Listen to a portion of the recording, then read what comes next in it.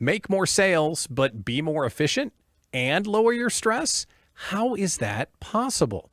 It is possible with Travel Agent Hacks. Welcome to Travel Agent TV, and on today, we're going to save you time. Travel Agent TV is powered by the Hub Social Network. It's the one place online where agents and suppliers are collaborating under one roof. And Travel Agent TV is designed to create content for you, the travel agent, to make your life better, to help you get more bookings, and pretty much put the joy back into being a travel agent again. We're always joined by experts, so if you enjoy this video, click subscribe, and that way you won't miss any future episodes that we're doing here on Travel Agent TV. So the first video in this series was a day in the life of a travel agent. If you're new to the business, well, what is it like to be a travel agent? This video is pretty much for everybody. Maybe you're an established agent and you just want to lower your stress. We're welcoming back Tanya Murphy, Destination Director for TripsAlive.com. So Tanya, we're looking to lower our stress because sometimes it can be overwhelming. There's so many details. So what is your number one tip to help people get organized?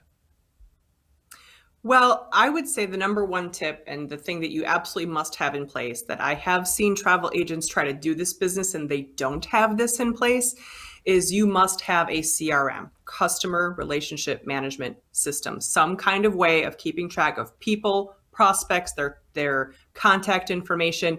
I have personally known travel agents who try to do this by keeping track of everyone on like a manual spreadsheet, and I don't know how they do that. So you absolutely have got to have a CRM. That's one of the first investments you have to make, unless you have one, with your host or your consortia, which you might. But for some smaller organizations, they might not have a system that they're using. You need to get one. And if the concept of a CRM is new to someone that's watching, that's basically a database that's going to keep track of all of your guests and potential guests and where they are in the sales process. Am I thinking about that the right way? Yes, different CRMs are built differently, but yes, you need a way of keeping track of your clients, their contact information, what they have booked, when their final payment is due, when they're traveling, when they're getting back. A good CRM can also help you keep track of prospects and people that you've networked with that you just want to keep in touch with, and possibly drip, marketing to. So yes, you absolutely have to have that, because as we're going to talk about pretty soon, once you get going, you're going to have lots of people in lots of different points in the process, and you've got to have a way of keeping track of that. And that adds to the stress. That underpinning of a great CRM helps keep some things organized so you can do your job well. One of the most stressful things, or at least one of the most frustrating things, is to just get the client back for another meeting. Any tips or hacks on how we can schedule client meetings easier? Absolutely. I recommend, when I became a travel advisor, when I finally got an online appointment scheduler, it was a game changer. And here's why. You're going to have people reaching out to you in all kinds of ways. They're going to Facebook Messenger you. They're going to text you. They're going to email you. They're going to do all kinds of things. You need one way to get them in your pipeline at a standard point, and that is the appointment. So if you can respond to all of those reach outs with the same response, which is, hey, I'm delighted to hear from you, and I can't wait to plan your trip. And by the way, here's my online scheduler. Find a time for us to talk. It just reduces the back and forth of appointment scheduling, and it also kind of helps weed out people who aren't that serious, which is another hack. They're not signing on the dotted line, but they have to fill something out, which means they're serious. They're not just browsing, right? Right. And it's okay to browse. Not every proposal is going to turn into a booking. But in my experience, if a person isn't even willing to click on an appointment scheduler and take the time to actually speak with you, they might not be that serious. So it's a good way to efficiently bring people into your pipeline who really do want to talk to you about a trip and are really excited about it. But think about this. If you don't have that system already, you're having conversation on Instagram, on Facebook, on Instant Messenger, on whatever, in your email club, whatever it might be, and they're all asking for something. If you put them through that one center pipe, they're all going to be put in the same way, and you're going to get the data. And speaking of data, right, there's so much information we need to get to send someone on a trip. Any hack on how we can simplify the process of getting all the stuff we need? Absolutely. The worst thing and the mistake that I used to make is, I used to have these conversations totally off the cuff, and then I'd get off the phone with the client and start to do research and build a trip and realize, oh, I forgot to ask for their birth date, or I forgot to ask for the age of the kids at the time of travel. There are some basic pieces of data that you must get to even be able to generate a proposal. So you should have some kind of a form that has those standard questions. And it might just be something that you have up on your screen when you're having your conversation. I've also seen travel advisors use an online form with those basic questions as the way to get the person in the pipeline. I've seen that done successfully as well. So when someone reaches out and says, hey, I want to plan a trip with you, their answer is, hey, fill out this lovely online form for me so I can get some basic information about what you want and we can get to work. So those are the two ways I've seen that used successfully. So you simplified the forest for us of like, hey, someone might want to talk about a trip. Boom, go through a form. Okay, when do you want to have the meeting? Boom, use the calendar scheduler. Great, I need all this information. Boom, use a form. Like you've helped us 3 times now put things into order that's going to help us make our life easier. But there's still so many tasks that we have to perform even when we have all the information. How do you keep it all straight? Right. So that is probably the thing that can get most overwhelming for a newer travel advisor is if you are fortunate enough to get your business rolling to the point where you have people asking for appointments and people needing proposals and people who are going to be traveling next week, and you have all of that going on at the same time, you need some way of keeping track of where everyone is in the process. And your CRM may or may not be robust enough to do that sort of task management thing for you. And if it is not, then you absolutely need to have a system for keeping track of that. You don't want to be missing final payments. So I've seen agents use project management softwares like Trello or Asana. I actually tend to use the task list just on my Google Calendar. I'll put different tasks for different days for when I need to follow up with people. My CRM does a great job of putting my final payments in front of me, so I never miss those. So you absolutely have to have a system, because when you really get rolling, you're going to have people in all points of the process all the time. And so let's talk about that. You've got 5 or 10 or 20 trips that you're working on at once, and they're all different points of the process. Do you just like make a list of tasks and just get them done as you can, or is there a better way to organize what you do and when? I believe that batching work is a game changer. So what does it mean to batch work? Batching work means you do similar tasks, maybe for multiple clients, all at the same time.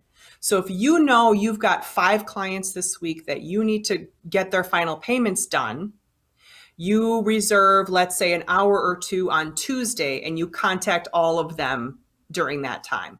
Let's say you've got 5 different families that are getting ready to travel within the next week or 2. You might want to reserve half a day this week to make sure they have their documents and that you've touched base with them and they know what the flow of the trip is going to look like and what to do. So I'm a real believer in batching work.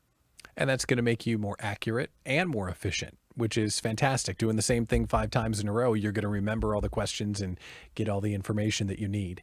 What if you just And can't it's get going it to all? be faster. Yeah. Oh, yeah, absolutely. It'll be faster too. What if you take all this advice, you take all the hacks, you're doing everything you can to make your business as efficient as possible, but you're fortunate enough that you just can't keep up? Then what? Well, then you might have to put on another business owner hat and you might have to hire some help. Fortunately, we live in a day and age where it's not necessary for you to, hire a full-time employee. You might be able to get your hands on a virtual assistant and maybe only hire them for 10 hours a month. You definitely should outsource your bookkeeping and accounting to someone. That's probably one of the first things that you're going to do.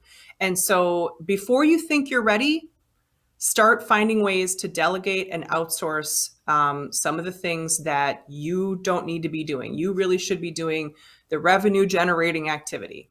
And so before you think you're ready, get some help. One more thing I want to touch on before we let you go in this episode of Travel Agent Hacks. One of the big time sucks for all of us is creating social media content. Any hacks on how to get it done more efficiently? Oh, I have great news about this. So, you're going to build wonderful relationships with all kinds of different travel suppliers out there. In fact, when they find out that you've become a travel advisor, they're going to start coming to you and saying, take our training and learn about our stuff. And the other cool thing is, a lot of those suppliers also have pre-written articles, beautiful pictures, other social media or media content that they want you to steal and they want you to use it. Yes, you should have some content of your own, but you don't always have to reinvent the wheel. You can use stuff that the suppliers have and make it look like it's yours, and they're totally fine with that. That's a great tip. That's a power tip right there. That's going to save a ton of time. And you're going to look great as well. All right. I thought I was done, but I do have another question I need to ask because, and I think it's maybe a question of the moment. We're all so eager to fill our pipeline again. We're all so eager to start booking stuff because, well, 2020 was 2020. So Right. we want to respond and give great service to try and capture the business as soon as it starts to emerge.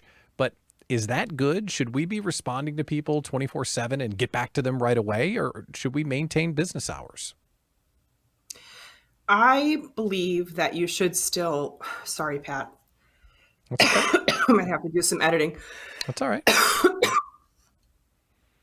That's all good. I can go I've, back. Let I've me been go back. fighting the tickle. That's all good. I've been fighting the tickle this whole time. My apologies. No worries. I'll go back and then I'll Okay. re-ask that last question. Are you good? Okay. Are you good? Yep. Okay, good. Yes. I'll go back and re-ask that last question. Okay. Okay. I thought I was done, but I have one more question, right? You brought up so many great things. And this question is maybe a question of the moment because we're trying to recover from a terrible 2020 and we're all eager to fill our pipelines and book some travel. So I think it might feel natural right now to respond immediately to anyone that raises their hand. Is it a good idea to be on that 24/7 watch, or should we still be maintaining somewhat normal business hours? I am definitely a fan of setting boundaries around your time. And I was an advocate for that pre-COVID, and I'm still an advocate for that. Yes, there are times you're going to need to be available at all hours for true emergencies. But in all honesty, those are rare. And if you want to be seen and respected as a professional, then having some boundaries around your time is a good idea. You can't call your doctor at midnight unless it's an emergency, right? And expect to interact with him or her at that time. And you, as a professional, you also have business hours, and that is the standard that you want to set. And there's no reason for you to have to be responding to people at 9 o'clock at night with things that can be answered the next business day. And I'll tell you something, when I started doing that, when I started answering people the next business day, I didn't get a single complaint. And what I realized was people aren't reaching out at that time because they expect you to respond. They're reaching out at that time because that's when they have time to do it. They finally put the kids to bed and they can answer your email. They're not expecting you to respond. I have never received a single complaint by not responding outside of business hours to non-emergency issues. Never once. That's amazing. Great tip. And great hacks total. We're talking about process and efficiency and ways to organize your business. So when we get busy again, knock on desk, right? When we get busy again, we can get it all done. Tanya Murphy, Destination Director, Trips Alive. Thank you so much for coming on this episode of Travel Agent TV. Thanks for having me, Pat. This was really a lot of fun. Appreciate it.